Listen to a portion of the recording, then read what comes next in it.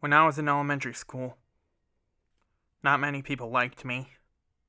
In fact, a lot of them teased me for being fat. Sometimes I'd get challenged to races I couldn't win. Sometimes I'd want to play on the swing and whoever was on the swing would call me fatty. And some kids would call me names like Big Mac. They'd make annoying sounds at me. They'd say things to me like, "What'd you get for Christmas? A donut?" And as much as it hurt me, I would just trudge through it, just to make sure my grades were good. That's not to say I didn't fight back from time to time. I got into 3 fights during my time in school. Most of them were on the bus. One day in 4th grade, something began to change. It started one day in recess. Some of the kids who picked on me were playing basketball. I was just minding my own business, and I somehow got the ball. I didn't really feel like playing, so I just threw the ball into the basketball hoop. The other kids were impressed. I had a basketball hoop in my old backyard that me and my siblings would play with, so I had some experience shooting hoops. And on that day, my school life started to change, going from the fat kid who got picked on to the fat kid with a PH people were interested in.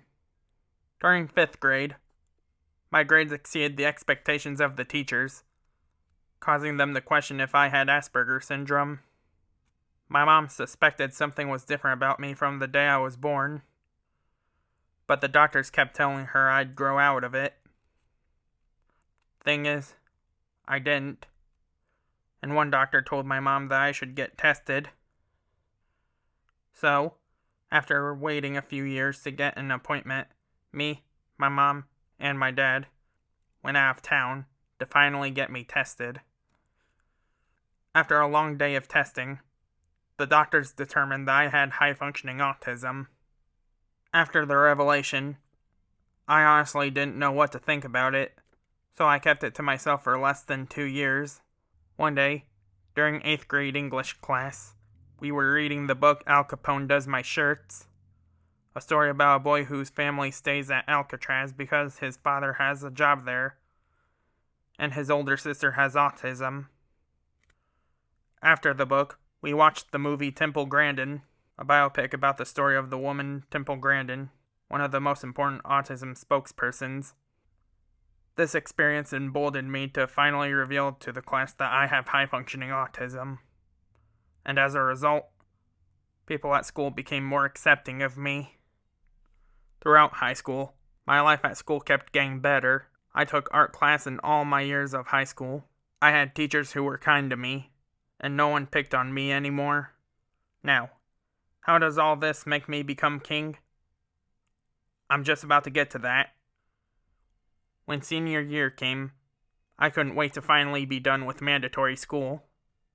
However, did I really want to just make this year the same as the others? So, on the day of the homecoming pep rally, where people would try to get the spirit stick, as I was about to leave the gym, I decided on the old saying, "You only live once." So I took the plunge, went for the spirit stick, and got it without dropping it. That moment led me to running for homecoming king that year. I spent some of my free time doing what I could to promote myself, making hand-drawn posters, making videos on Facebook, doing whatever I could to get the word out.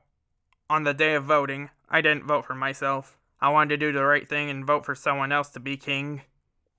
On the day of the voting result announcement, which was a half day, thankfully, I was reminding myself that I did all I could. I ran a good campaign. Whatever happens, happens. Then, while sitting at the gym, anxiously waiting for the announcement, thoughts were bubbling in my head like, will I win? Will whoever wins be more deserving of it if it isn't me? What are the results going to be? And then, the final announcement was made. They saved the Queen and King announcement for last. The homecoming king was me. When my name was announced, I ran down the bleachers. My brother was filming the whole thing. A whole flurry of emotions were running through me. Excitement, joy, shock, achievement, self-satisfaction. And as I got down there, I got the sash put on me, and later that day, after the homecoming tailgate bonfire in the middle of the big game, I went down there with my fellow homecoming court, and I was officially crowned homecoming king of 2016. And that was one of the happiest days of my life. Makes a good head drum, too. To any of the kids with autism, or any other special needs watching this, let this tale serve as an inspiration that no matter how down on your luck you might be in, you always have an opportunity to bounce back and achieve greatness. You can be whatever you want to be. You can achieve whatever you want to achieve. And most importantly, you can be the best you can ever want to be. Thank you all so much for watching my video and listening to my story. And I will see you next time.